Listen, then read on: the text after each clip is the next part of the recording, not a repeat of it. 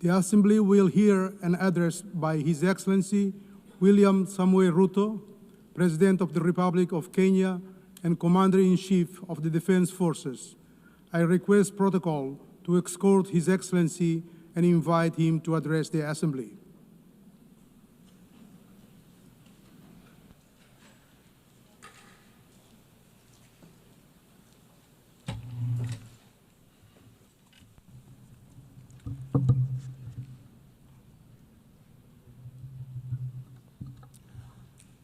Madam President, the President of the 88th session of the UN General Assembly, Madam Annalena Baerbock, Secretary General of the United Nations, Antonio Guterres, Excellencies, Heads of State and Government, distinguished delegates, ladies and gentlemen.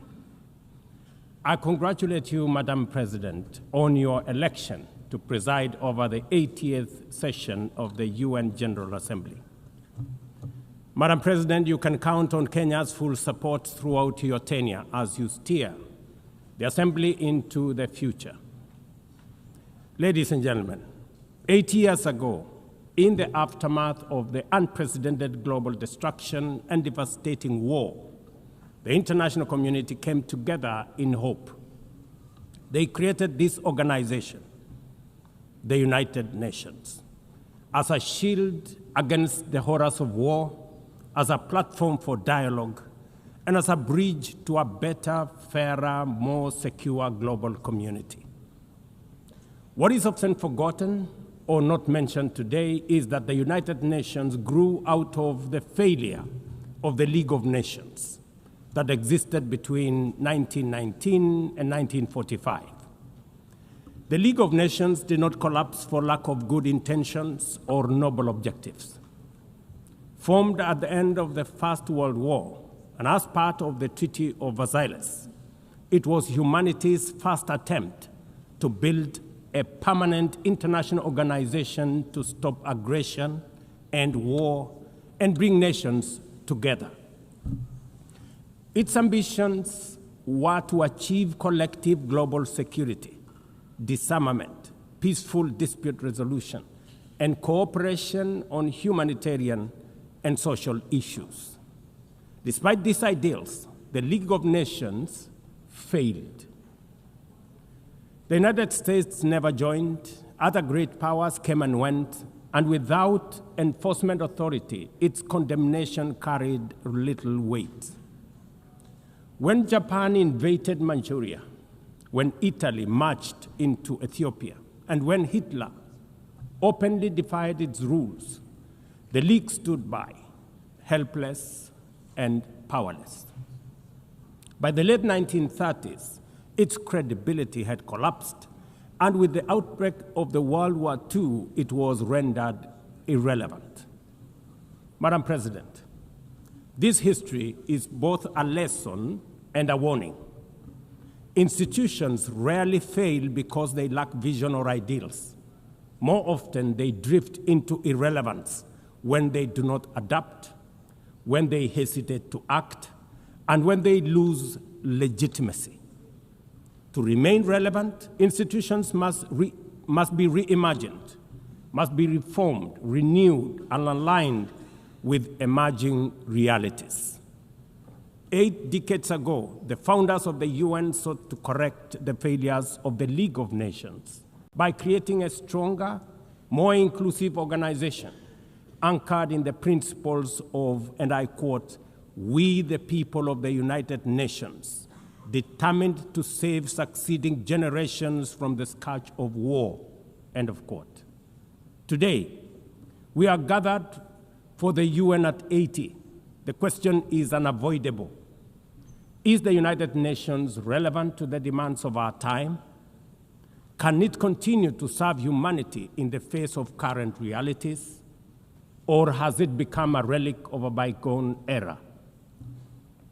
Madam President, Excellencies, we meet against a grim global backdrop.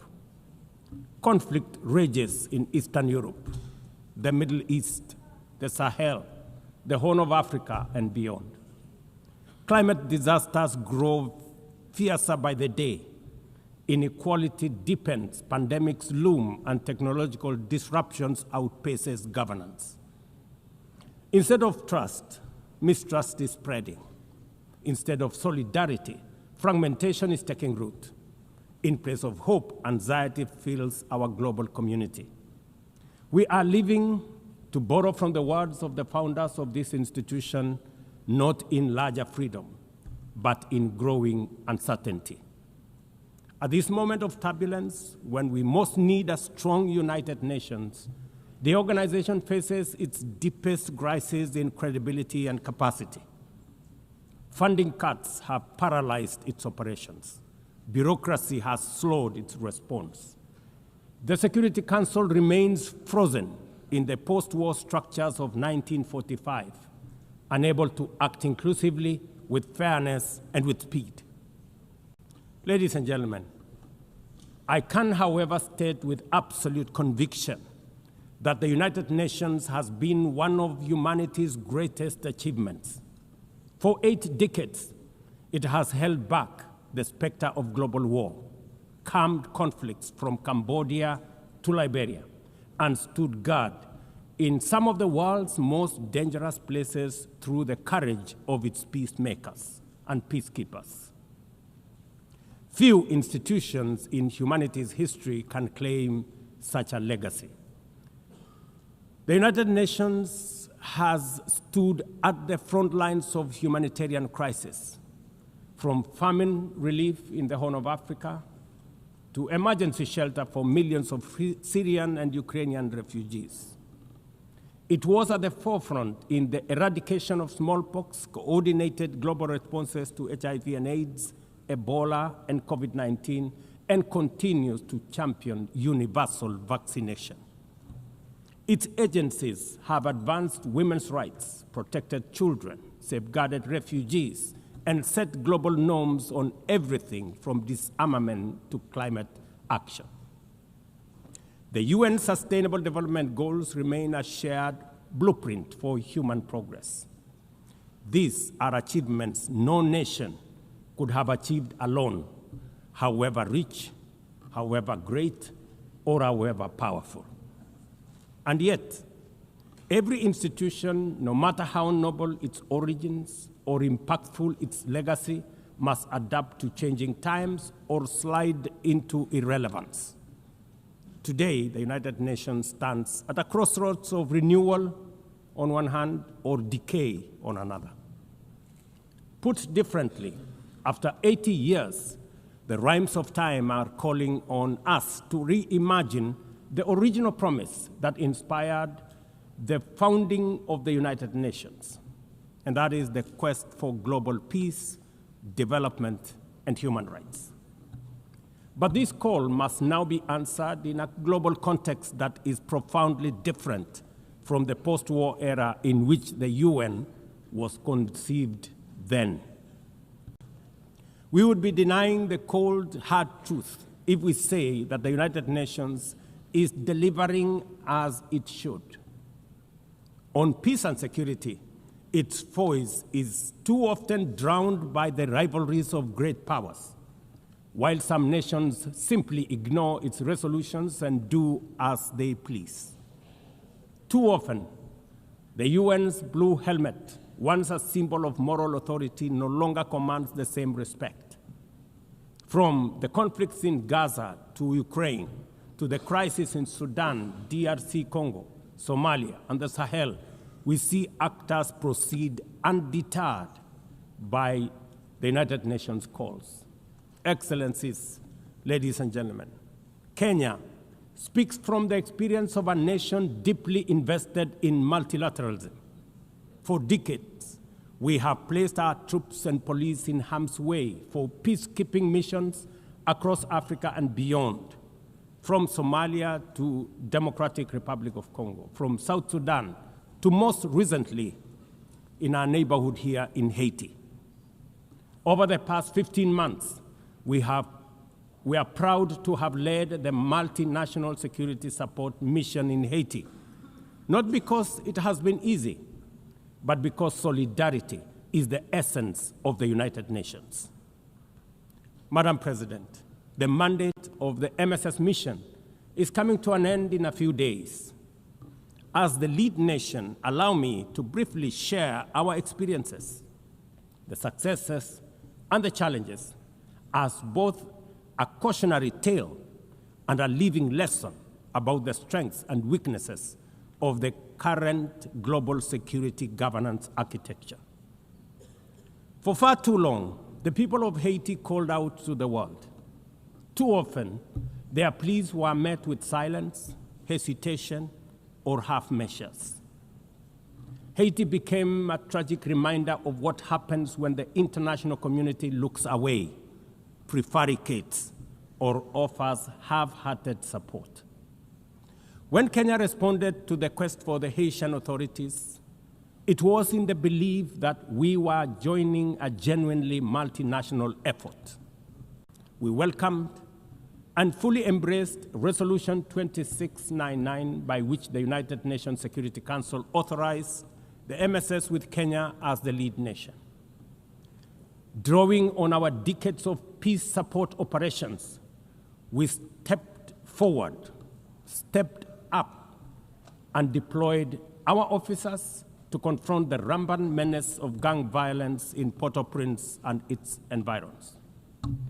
Madam President, ladies and gentlemen, the mission has operated in a volatile environment under enormous constraints.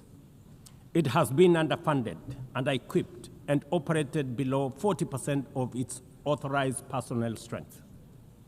Our police officers have valiantly shouldered responsibilities without the full logistical support that would accompany any mission sanctioned by the United Nations.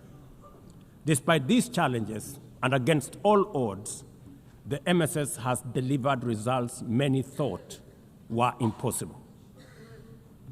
The presidential palace, once under siege from gangs, is today restored as the seat of government. The police headquarters and the police training center, once overrun by gangs, are now secure, with the academy resuming the training of new police officers, over 700 of whom graduated a few months ago. Schools that have been shattered by violence have reopened, with children back in class, learning and progressing. Roads once manned or blocked by gangs have now free-flowing traffic. Cases of kidnapping and extortion have reduced sharply. The airport and the seaport, once surrounded by gangs, are now abuzz with normal operations. Which begs the question, if so much could be achieved with limited resources and stretched personnel within just 15 months, what more could have been accomplished if the United Nations fraternity had truly acted together in solidarity with the people of Haiti? From this podium, I wish to assure all partners and actors that with the right personnel, adequate resources, appropriate equipment, and necessary logistics, Haiti's security can be restored. Gangs can be neutralized and the safety of streets, schools, hospitals, and homes secured. The continued harassment, abductions, and criminal acts undermining the lives of Haitians are unacceptable, unjustifiable, and must be stopped by this organization, the United Nations. Madam President, as the UN Security Council deliberates on the next steps, we must not lose sight of the fact that the situation in Haiti demands sustained, coordinated, and undivided international attention. A careful and orderly transition from MSS is essential to consolidate the hard-won gains so far achieved. I urge the Security Council and all partners to remain steadfast in ensuring that Haiti moves forward on a path of peace, stability, and renewal. Ladies and gentlemen, on human rights, our principle is clear and unwavering. The protection of civilians and respect for humanitarian law cannot be applied selectively. We cannot condemn suffering in one place and turn a blind eye in another. Kenya, is gravely concerned by the humanitarian catastrophe in Gaza and by the immense suffering of civilians caught in the devastation of disproportionate military operations. At the same time, we call for the unconditional release of Israeli hostages. In line with the African Union and United Nations resolutions, we also call for a permanent ceasefire, for strict adherence to international humanitarian law, and for the launch of a credible political process. Only through such a process can the vision of a two-state solution be realized, where Israel and Palestine live side by side in peace, security, and stability. Kenya is equally deeply troubled by the worsening humanitarian situation in Sudan, where innocent citizens are caught in the crossfire of a needless war. We fully endorse the Quad, comprising Egypt, Saudi Arabia, the United Arab Emirates, and the United States, in affirming that there cannot be a military solution and that only political dialogue offers a viable path forward. We join the Quad in urging all parties, including SAF, RSF, and the external actors, to respect Sudan's sovereignty, unity, and territorial integrity, and firmly reject any attempts to divide the country, reaffirming our unwavering support for a unified Sudan for the benefit of all its people. Excellencies, distinguished delegates, those who look to the future with a clear vision know that climate change is not only the single greatest threat of our age, but also one of the greatest transformation opportunities of our time. The global stocktake has made it plain that the world is off track. Current national determined contributions are steering us towards temperature rises far beyond any safe threshold. This is the difference between survival on one hand and devastation for millions across the world on the other. Kenya and Africa are not passive victims of this crisis. We are taking bold steps showing that climate action is not only possible, but can also be the foundation for inclusive growth. We are building a climate-resilient society by embedding adaptation into every sector, from agriculture and energy to infrastructure and livelihoods, to sustainable mining and artificial intelligence. This ambition is visible on the ground. Today, 93% of Kenya's electricity comes from renewable sources: geothermal, wind, solar, and hydro. We are expanding investments in e-mobility, climate-smart agriculture, clean cooking solutions, and green manufacturing. We are also pioneering nature-compatible solutions such as sustainable waste management and circular economy interventions. Africa, too, is uniting its voice. In 2023, in Nairobi, we hosted the inaugural Africa Climate Summit, where the continent adopted the Nairobi Declaration on Climate Action and Call to Action. Just 2 weeks ago, in Addis Ababa, Africa came together once more at the second Africa Climate Summit to reaffirm our commitment and strengthen our ambition for climate-positive growth. We declared Africa not just as a victim of the crisis, but as a source of solutions, with climate action driving economic growth, transformation, and job creation for our communities. Ambition, ladies and gentlemen, cannot stand on willpower alone. Implementing our new NDCs will require $56 billion. That is why we call on the global community to unlock the $300 billion agreed at Baku, and to accelerate negotiations towards the new $1.3 trillion goal under the Baku-Belém roadmap. Without affordable finance and without reform of the international financial architecture, the promise of climate action in Africa will remain constrained. Madam President, in the aftermath of World War II, the Bretton Woods institutions were created to stabilize the global economy and rebuild war-torn Europe. At that time, their design reflected the power and interest of the victorious nations, who were also their primary shareholders and beneficiaries. The IMF was tasked with upholding the gold standard exchange rate system, while the World Bank was established to finance Europe's reconstruction. Both have since evolved into development finance institutions, but their structures, decision-making, and governance remains dominated by wealthy nations. Today, the global context is vastly different. The global standard collapsed 5 decades ago, and Europe has long since been rebuilt. Yet, the governance of these institutions has not kept pace with needs of a multipolar world, especially the needs of poor and developing nations. The mismatch between shareholders and stakeholders has become starkly visible.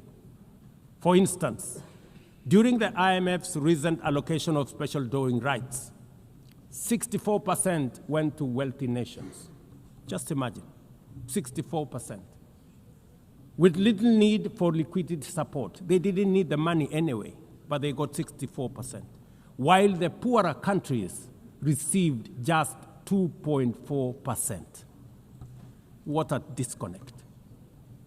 The imbalance highlights how the very institutions meant to safeguard global finance stability often perpetuate inequality and instability. I have argued, and I say it again, that the current global financial architecture punishes poor countries with high interest rates and enormous conditionalities while rewarding rich nations with lower interest rates and softer lending rates. Its rules, priorities, and allocation mechanisms consistently favor those already prosperous, while trapping vulnerable economies in cycles of debt, high borrowing costs, and inadequate access to emergency support and concessional funding. It is imperative to transform these institutions into genuinely independent, apolitical global bodies that their operations are aligned with their global mandate. Such a shift would democratize decision-making, restore credibility, and allow the IMF and the World Bank to serve all countries fairly rather than reinforcing old hierarchies. But Africa is not merely waiting for external prescriptions. We are taking bold and deliberate steps to strengthen our financial independence, safeguard our stability, and accelerate our development. Kenya, for instance, fully endorses the establishment of the Alliance of African Multilateral Financial Institutions, launched with the Africa Union in February 2024. This alliance brings together our homegrown banks, Afrexim Bank, the Africa Finance Corporation, the Trade and Development Bank, Shelter Africa Re, Africa Development Bank, Africa Trade and Investment Development Insurance, and ZEPRI, institutions that embody Africa's determination to mobilize resources, finance trade, and build resilience on our own terms.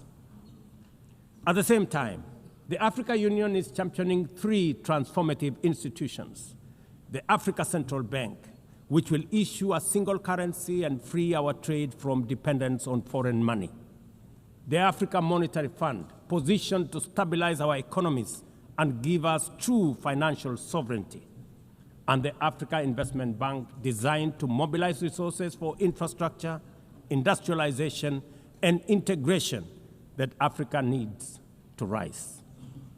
And to complete this vision, the Africa Credit Rating Agency, one that understands our realities, values our uniqueness, and tells our story with fairness and truth, has already been established. Excellencies, as we mark the 80th anniversary of the United Nations, Africa also marks 20 years since the Ezulwini Consensus and the Sirte Declaration, the two historic milestones that establishes the common African position on UN Security Council reforms. For 2 decades, Africa has spoken in one voice, demanding justice, equity, and representation in the highest organ of global governance. This demand, however, continues to be ignored, deferred, or endlessly debated to the detriment of both Africa and the legitimacy of the United Nations itself. You cannot claim to be the United Nations while disregarding the voice of 54 nations. It is not possible. Africa is no longer willing to wait on the margins of global governance while decisions about peace, security, and development are made without our understanding, without our perspectives, and without our voice. Africa's exclusion is not only unacceptable, unfair, and grossly unjust, it also undermines the very credibility of the United Nations, this organization. Africa dominates most of the Security Council agenda, provides some of the largest contingents of UN peacekeeping forces, and bears the heaviest costs of instability.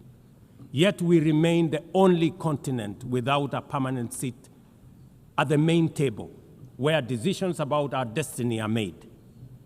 Africa deserves, ladies and gentlemen, at the very least, 2 permanent seats with full rights, including the right to veto, and 2 additional non-permanent seats on the United Nations Security Council. The world must understand that reforming the Security Council is not a favor to Africa or to anybody. It is a necessity for the United Nations' own survival. If the United Nations is to remain relevant in this century, it must reflect today's realities, not the post-war power arrangements of 1945. Madam President, despite the stated and evident weaknesses of the United Nations, it still remains humanity's best chance at global solidarity. No other institution has the universal legitimacy or convening power of the UN. From coordinating humanitarian relief in times of war and disaster, to mobilizing the global response to COVID-19, to driving consensus on climate change through the Paris Agreement, the UN has consistently shown that the world can achieve together what no nation can accomplish on its own, however mighty or great or powerful. As Doug Hammarskjöld, the UN's Second Secretary General, once observed, and I quote, "The United Nations was not created to take humanity to heaven, but to save it from hell." End of quote. That mission is as urgent today as it was 8 decades ago. At a time when conflicts are multiplying, when climate change threatens every economy, and when inequality is widening, the need for a functioning, credible, effective, and a multilateral system has never been greater. It is through the UN that nations have pooled resources to vaccinate billions of children, to protect refugees from through the work of the UNHCR, and to keep the peace in more than 70 missions across the world. Without the UN, these achievements, modest though they may sometimes seem, would not have been possible. That is why we must resist the temptation to give up on the UN or abandon it. We must make it fit for purpose, reform its structures, strengthen its mandate, and ensure its decisions reflect today's realities rather than the geopolitical map of a bygone era. As one of the hosts of the UN headquarters and the only one in the Global South, Kenya stands ready to do its part to enable the organization to go through this phase of renewal successfully as envisaged by the Secretary General under UN Haiti reforms. In conclusion, Madam President, ladies and gentlemen, the 80th anniversary of the United Nations must be more than a commemoration. It must be a turning point for the organization. Let us seize this moment to reimagine and rebuild the UN into a body that commands legitimacy, responds with speed, and delivers justice for all. I thank you, and God bless you. On behalf of the Assembly, I wish to thank the President of the Republic of Kenya and Commander-in-Chief of the Defense Forces.